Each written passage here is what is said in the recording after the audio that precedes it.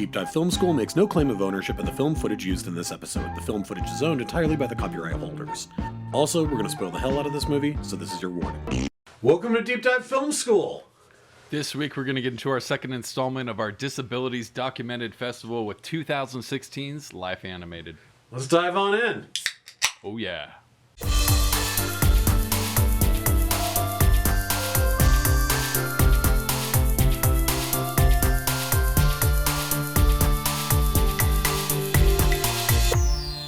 Alright everybody, I am Adam Sherlock. And I'm Adam Poulter. And if you like what you see /hear, please like and subscribe. You can find us in all the spaces and places that people find good media. We're trying to grow the channel. We're doing all kinds of different things. We do festivals like we're doing right now. We do Forgotten Gems, which we just did with the Fisher King. We do punishment reviews. We do all kinds of stuff. So please smash that subscribe button. Oh, he said it. I did it. I did it. We're YouTubers now. I guess so. It's been over a year. But if you're listening on the podcast, make sure to go watch on YouTube as well. Whatever way you like to consume media, we'd love to have you. Or just listen to the podcast and don't smash anything. You know, you could smash your own like button, whatever that might mean. That sounded dirty. Anyway, this is our second installment of the Disabilities Documented Festival. Yes. Culture. This is just from what I know about you, we've been friends for decades and decades. And this is a loaded film.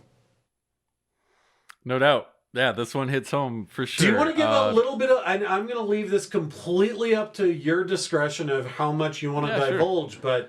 but can you maybe talk about your personal... life and how it connects to the movie Life Animated that we're about to review? For sure. And you know me, man, I'm a fucking open book.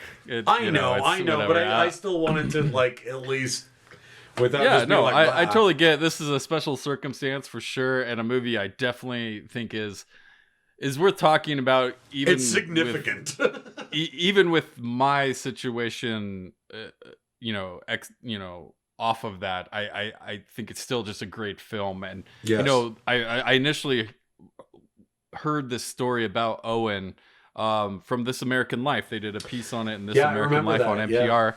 On NPR, and someone was like, "Oh, you have an autistic kid, right?" And I was like, "Yeah." And he really likes movies, right? And I'm like, "Yeah." And they sent me this clip of this whole thing with Owen and his dad Ron. And his dad Ron was kind of the main focus of, helping tell the story and stuff like that. And he obviously is here as well. And so I listened to it and I was like, oh, so much of this makes sense. So, me and my wife started dating and she had a 2-year-old. So I've been, my son Caden, and I'll show some pictures here. And, there's so much about Owen and Caden that are so similar. Very much throughout this movie. And it's kind of trippy, especially if you know Caden. So, I listened to this thing and I was like, so much of this makes sense. So much of this reflects what I'm going through or what I went through, being his dad since he was 2 years old and then adopting him when he was, I think he was around 8 or so when I adopted him. And now he's 18? Now he's 19. He graduated high school last year and is in post-high, which is basically kind of after high school learning how to adjust to real life. So it's basically what Owen is right now. So, we watched this movie in 2016 when it came out. I saw it at Sundance because I had to. I knew the story. I knew my relationship with autism and my son, his extreme passion for movies, which is my extreme passion. So it's probably my fault. You can see all of them behind me. Half of them are probably Disney too. We're paying their bills here. A lot of how Owen connects the world is similar to how Caden connects the world too.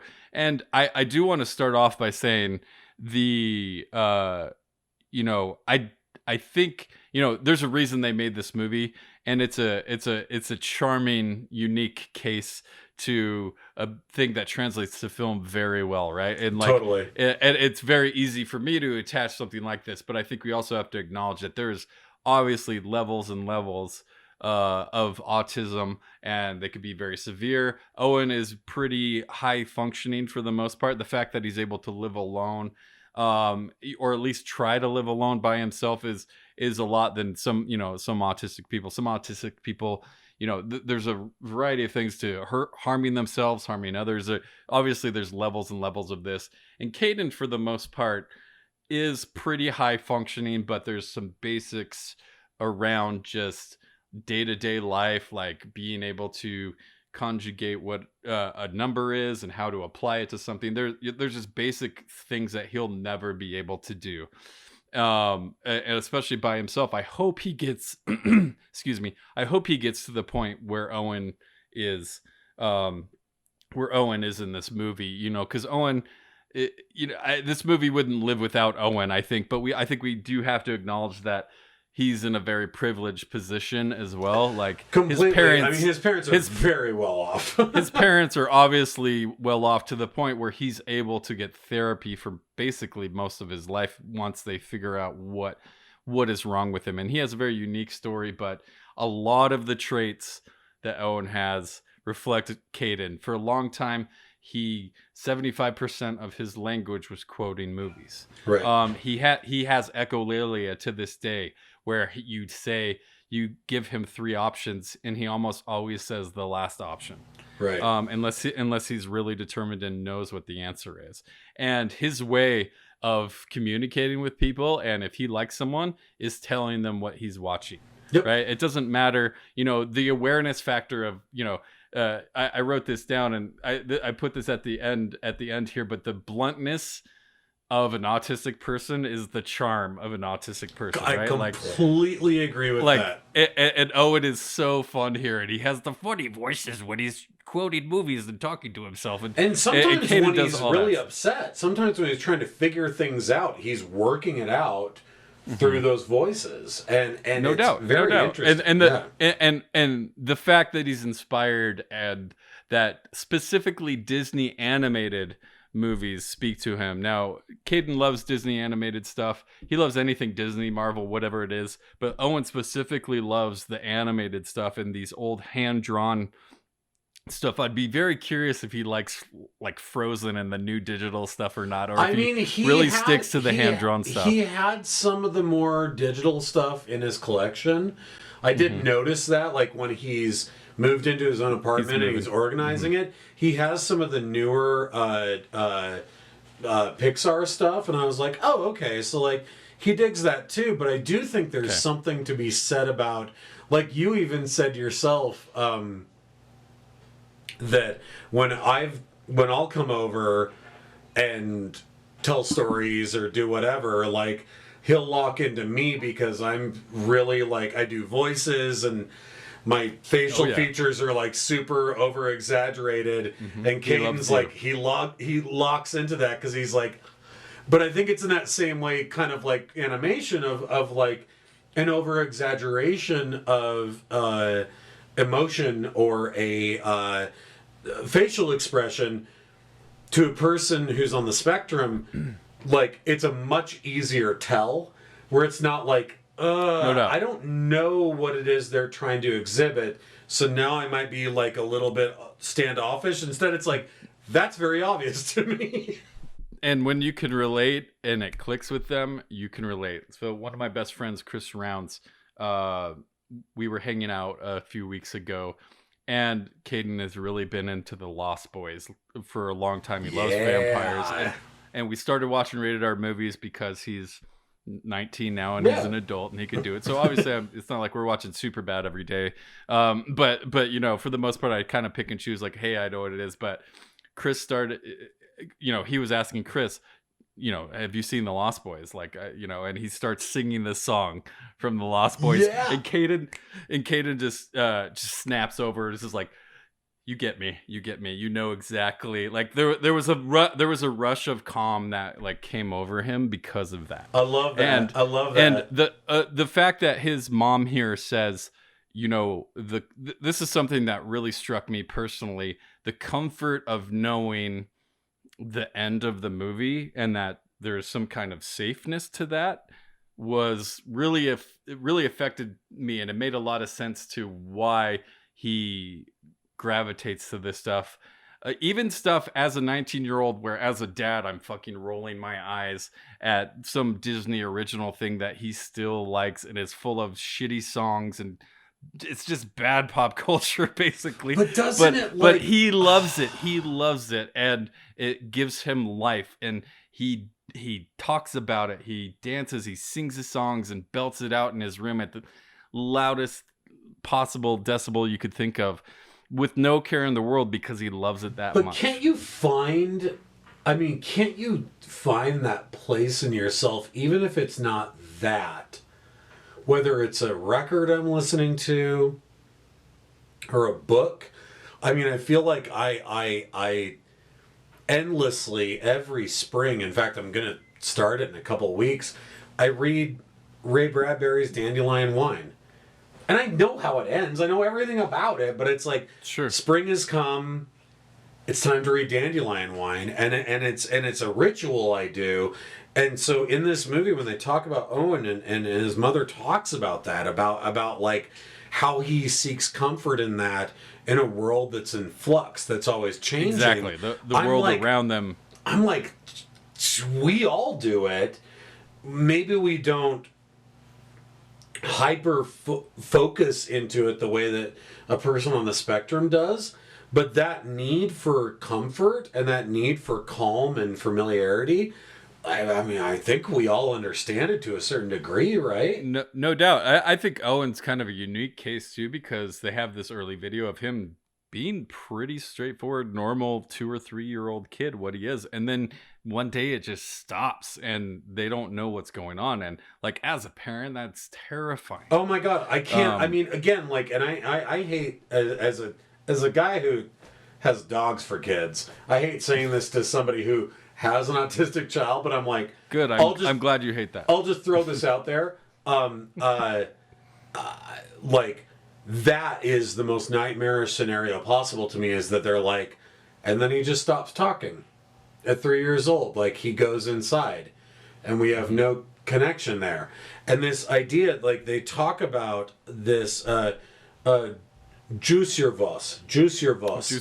And they keep trying to give him juice, and he doesn't want any, and they don't know what it is until, what, like a year later, they're watching Little Mermaid. And Ursula says, just your voice. And he goes, juice your voice. And it is heart-stopping. And of course, they add in the echolalia, as you were talking about, and that the doctor even shrugs and goes, it might mean something, might mean nothing, we don't know. And you just go, this grasping at straws that a parent has to do in a moment like that. I mean, you know better than anybody, but that's got to be the most frustrating. Like, is it just magical thinking, or is magical thinking actually the only plausible thing we have to work with here? I don't know. I mean, it's always going to be a challenge, I think, no matter what. I think you look at something like his relationship with his brother Walt, and there's this part of Walt who, my daughter, who is 12 years old, and my God, 13, I thought so much about all of this when I watched this movie, Paul. I agree. God, I couldn't stop thinking about it. My daughter Maya is an old soul, and she always has been since she was a 2-year-old. She was way more responsible than I was. She still is. But his reflection on, I think it's his birthday party or something like that, of like thinking about once mom and dad are gone, what he's gonna be the one, and I definitely think about that with my daughter. And she thinks about it, and no 12-year-old should have to think about it, right? But she's so hyper aware of everything. He is an old 26-year-old. He is an old 26-year-old. When he's talking about that, you're like, damn, dude. Exactly. And like, I hate for her to have that burden. She should be able to not worry about stuff like that, but she does, and it's really heartbreaking because she's right, and I don't really know what the answer is or what everything is. But anyway, so much of their story reflects what I've gone through with my son. So it was an obvious, like, easy to grasp. Like, I remember telling the lady I was sitting next to at the premiere of this movie, saying, just so you know, I might cry. I have an autistic son. He loves movies. Just all this stuff. And Buckle up, just Buttercup, because it's gonna get rough. Exactly. And the Q&A at Sundance was magical, and Owen was there, like, quoting movies. Your place in the circle of life. How can I go back? I'm not who I used to be. Remember who you are. You are my son, and the one true king. Remember who you are.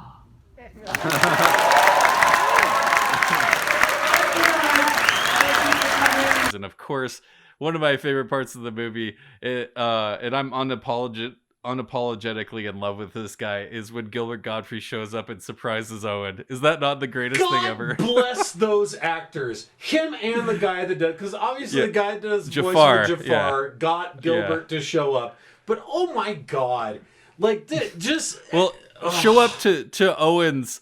He hosts the Disney Club where they watch movies and review movies kids like us. Yeah. Oh my god, man! And he's like, "What did we learn about Simba today?" The stuff that Owen kind of ends up leaning on, the important things that stick out to him in these animated movies, is really reflective of what he's going through, and is an easier, profound way in some instances of how he feels. So fascinating. Completely. Well, and I thought, like, those scenes we're talking about happen in like the first 20 minutes of the movie. And I have to say, we talked about this last week. You made this point of, like, when something that rich and deep and profound can happen that early in a documentary, you go, oh shit, we're headed places, because you're like, why is that not in the last 5 minutes of the movie? And the fact that we have Owen and this whole group, this cadre of students, special needs students from this school, all watching The Lion King together as part of Owen's Disney Club. And all of them finding very poignant nuggets of context of their own lives within the Disney movies. And that happening in the first 20 minutes, I was like, this is an end crescendo scene for the movie. So the fact that it's happening this early gets me really excited for how much more we have to learn about Owen, about both his autism, where he's headed, and everything else. Because I was like, that could be an end capper for the movie, is that, and Gilbert Gottfried and the whole thing. Like, that could be the end of the movie. But instead it's at the beginning. I agree. And it's you're like, you're pulling the Gottfried card now? Yeah, you're pulling Gottfried card at 25 minutes in. But it's so... I gotta say that the dad does a pretty spot-on impression of Gilbert Gottfried. The whole, where he talks through Iago. Oh, he's like, my God. And he but does he's hiding under the blanket, which is really the core of the This American Life episode, I remember, is him having his very first conversation with his son. Just the realization of it. Underneath the covers, being like, when did you and I first become friends? Right? And then it's like, it is so... But that's that same poignant moment that I was talking about with my son earlier when Chris started singing the Lost Boys song, is that instant, like, oh, okay, I'm on your level, right? Well, where so many even, autistic people can't do that. Even with your son, I hadn't seen him in maybe a year or two, and we ran into you guys at the arts festival. Do you remember this? And he saw me and he ran up and gave me a hug. And it was like, I almost started crying when he did it, because like I hadn't seen him in probably like 6 months. And he just like picked me out, didn't say anything, and ran up and hugged me. And you were even like, right on, dude, you got a hug. And I was like, what did I do to get a hug? I just got a hug out of nowhere.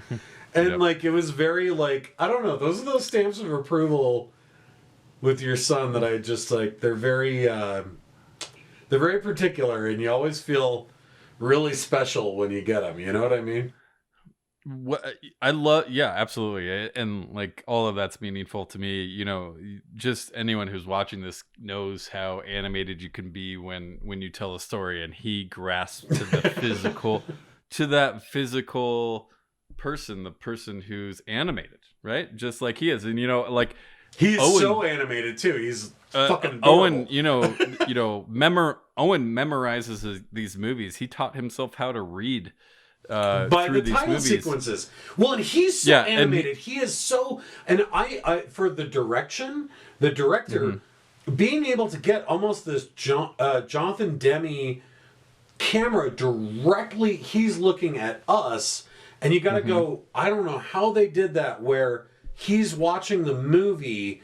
They must have done some rear projection thing so that he's watching The Little Mermaid. Yeah, where he's like quoting it and going, rah, but we're looking at him, right? And that's not fake. It's not make-believe. That's him locked into the movie, and he's looking directly at us. A beautiful stroke of direction there. Let's get into the fact all of these animated sequences that are transitioning us throughout the story, and the realization of you know what Owen is actually into with the sidekicks, and the fact that the sidekicks are the things that he draws. That is one of the biggest takeaways from this, where you're God, that is profound. And the fact that he wrote this story, The Land of the Lost Sidekicks, and he actually gets to see it animated. Yes. Like, how cool would that be to watch this movie and say, my vision of all of these sidekicks on an island, and you hear his voice. You hear his voice saying, narrating, he was a regular boy, and one day there was a storm. And if you notice, the storm happens when he's 3 years old. So even in his story, the storm happens when autism kind of takes him, for lack of a better term, right? Like that's when things change. And the fact that he writes this down, and first of all, he's a rad artist.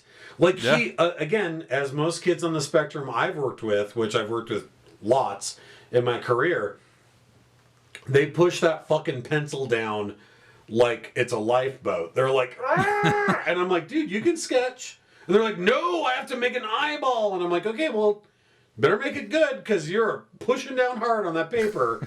But he does, but he's good. His drawings are rad.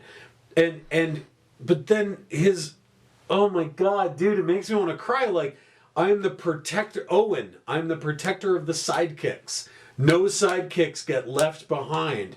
Yeah, Iago, Sebastian, Baloo, the genie, all of these people. Dude, all the ones who help the heroes. That gives me the biggest chills, is just like, no sidekicks get left behind. Like, because he never felt like a hero, right? He needs that support role, the hero, the Samwise, right? Yeah, and probably Walt is the hero. His brother's the hero, and he's the sidekick, right? Like, holy shit, man, that makes me want to cry. That is like the most pure badass thing ever, is like the land of the lost sidekicks. They don't have a hero, and so they have to help each other. Like, they're looking for a hero to help. Like, Now, let's not talk about necessarily Owen's autism, and let's just talk about Owen and just himself. He's, obviously he's the reason the movie's being made, and he's so charming on camera. You just fall in love with him. How could you not? My favorite, yeah, exactly. And there's been tons of shows and stuff about being on the spectrum or whatever and stuff like that, and they do always find really, like I said at the beginning, the bluntness of autistic people sometimes is what is so charming and funny about them. But my favorite part about Owen is, he lives his life, and my son does this in a similar fashion as well, but he lives his life through these movies, right? And so the dramatic moments are over dramatic, right? And they show Quasimodo, and he gets threats in school and thinks his house is actually going to get burned down, because he takes it literally. He takes it completely literal. He takes it completely literal, and he says, That moment I walked into the darkness and walked down the halls of fear. And like he says these big grandiose statements, and later when his cute girlfriend Emily breaks up with him, he calls his mom and he says, "Mom, why is life so full of unfair pain and tragedy?" Totally. And she's like, "It's not always." And he goes, "So I guess we just have to face the truth." Right? And you're like, "Oh my God." But like all these cliches are like so realized and perfect in his again, eyes, right? and to reference your son Caden, like that same disarming ability to do that kind of stuff, like I can think of times when I've been in the midst of a story and I'm telling him something and he just looks at me and he goes, "You can be really loud." And I'm like, "You're totally right. I can be really loud." And it's like, again, it's disarming in this way of just like saying it as it is. But at the same time, and I don't know if it's a combination of, part of the charm comes from the echolalia becoming part of the repertoire, and you can see this with Owen and his girlfriend when they're baking cookies and stuff.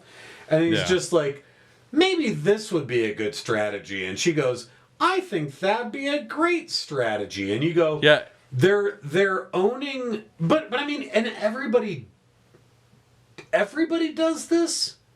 But there's a I don't know what there is. So, there's a certain level of difference with maybe someone on the spectrum, or what is it? What it is, I think, is the need to be prompted, right? To get the options first rather than having to think about the options, right? Okay. It's like, "What should we do? I don't know."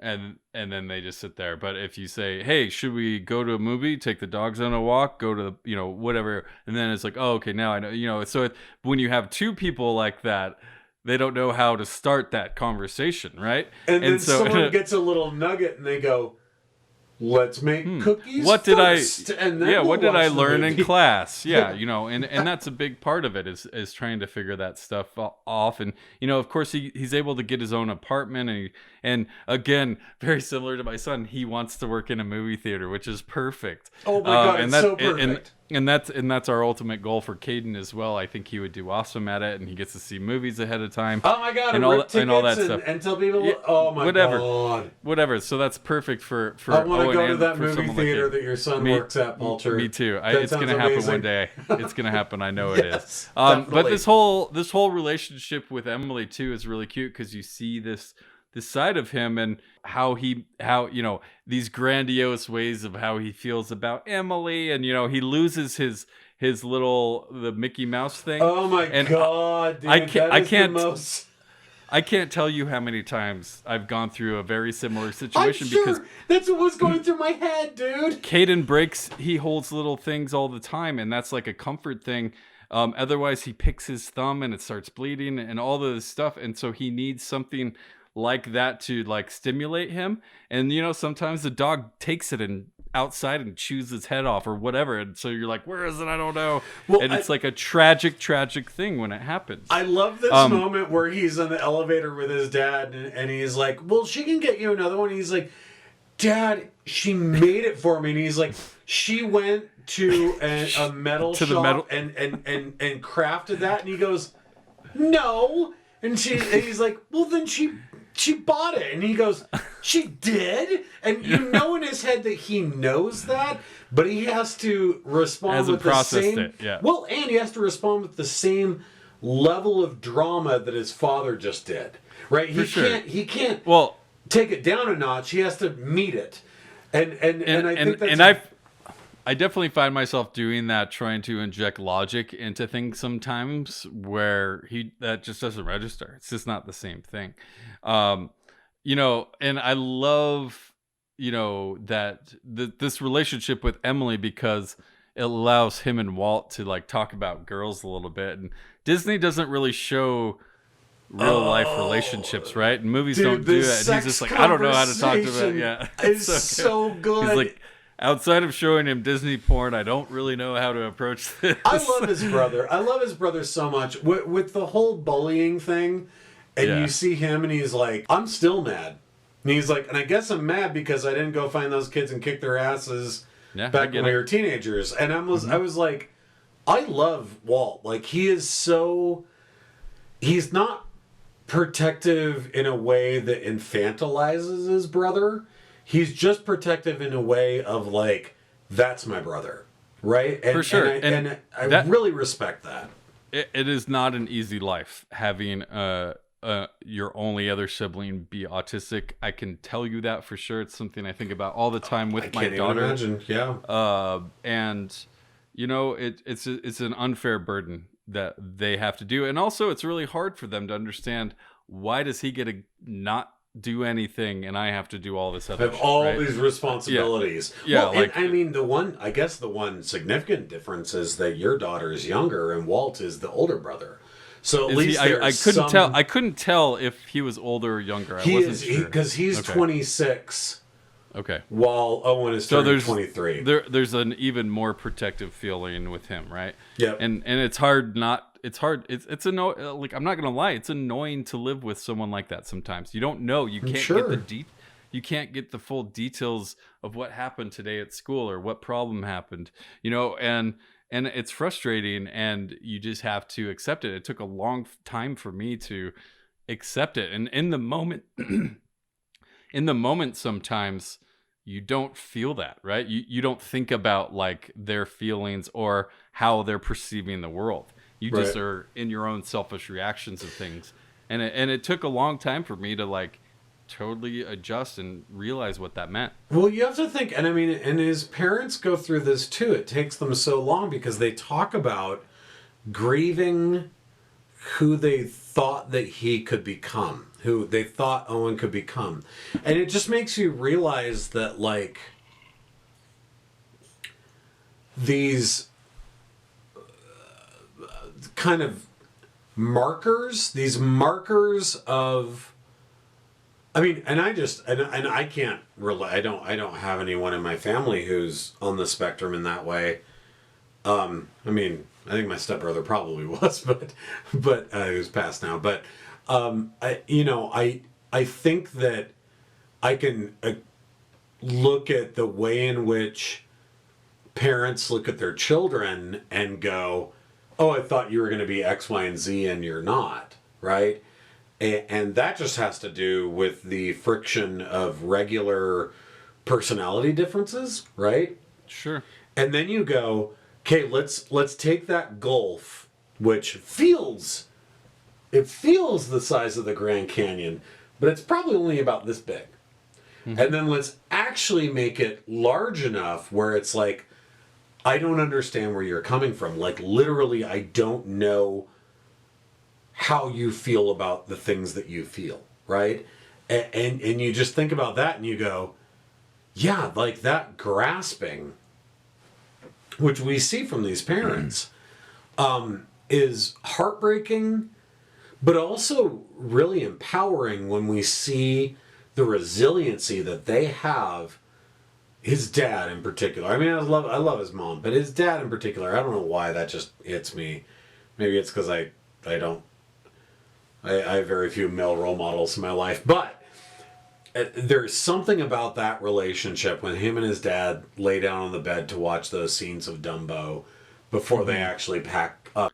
There's just something about that where I was like, man, here's his dad who's this like well-to-do writer, knows nothing about this kind of stuff, probably before having Owen would have had no patience for this kind of like malarkey. Sure. And yet is so invested now to the point where they go to Paris together, right? And yeah, I mean that's how they end the movie. Like he gets to go to Paris and like make a speech to the delegation of the people in France. And you know, the fact that he just writes a speech at all is pretty amazing.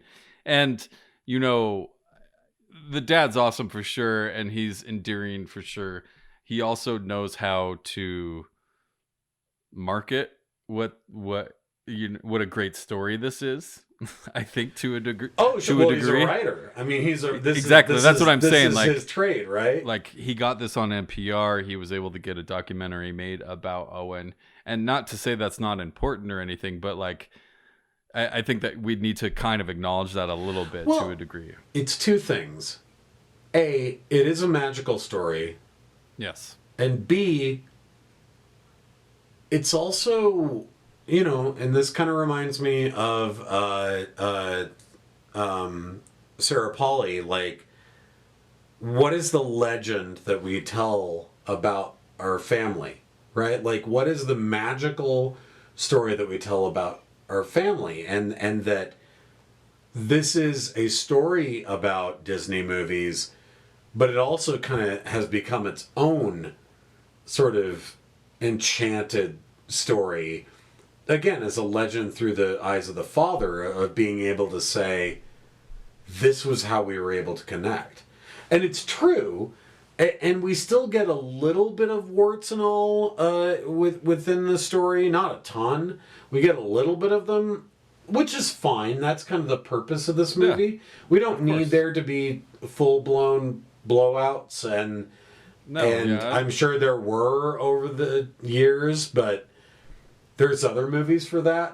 There's no need to focus on that here. And like, you know, for the most part, he seems pretty self-sustaining, and he couldn't do it without his parents being in his corner, right? Like that's a big thing. They need that support. As to the point that you made earlier, like sure. the fact that they're at the Hamptons on the beach for his birthday. They live in Cape Cod, I think. I mean, my God, like they go to the vacation house, and I'm like, can I just live in you guys' basement? That looks amazing. And you know, that helps if you have well, and I mean, you know, and that's worth mentioning too, is that while there are kids like Owen who were diagnosed in the 90s with having autism, there were lots of kids of color whose parents got told that they need to do better teaching their kids how to read, right? And were not diagnosed and did not have those kinds of stories, and that their kids still were autistic and nonverbal, and you know, got treated horribly. And so, like, that's a different story. This one, though, it can be a little fairy tale, and I think that for sure, especially when that's okay. Like, I think that's very sweet, and it's incredibly uplifting, and I love it. The whole tie-in with Disney is obviously a great reason why, you know, this movie can be relatable, and why this movie was made. You know, I think it's a beautiful story. Obviously, it connected with me. It seems like it connected with you. I'm glad you were very much so. I'm glad you were finally able to see it.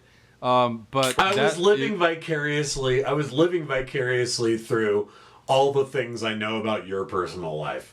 I figured you might do that. So I appreciate that, and it definitely can be emotional, but just a charming, amazing story, amazing characters, and just really a unique thing that doesn't seem as unique as you probably think it is, at least to me now. Like that, like I'm not alone struggling with this type of autism. Not at all, and I don't know for whatever it is. And I don't know for sure for the outside public. I know, again, for myself, being an arts organization that I work for, and doing digital arts, and in particular, video game design, boy howdy, let me tell you, the amount of kids that we see on the spectrum.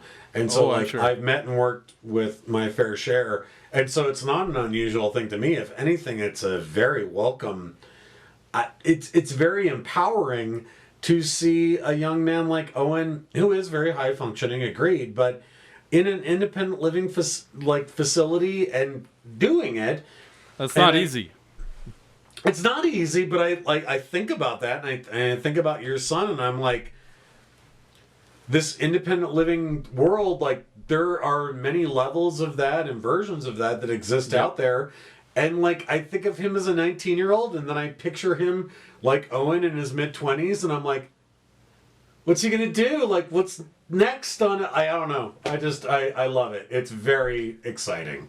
Yeah, amazing movie. I'm really having tons of fun with this festival so far. So please play along if you want to. I think next week we're going to do Murder Ball.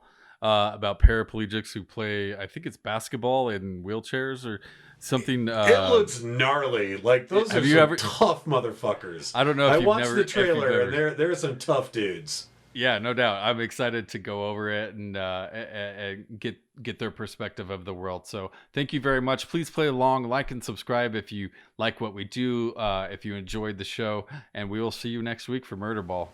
Thanks, you guys.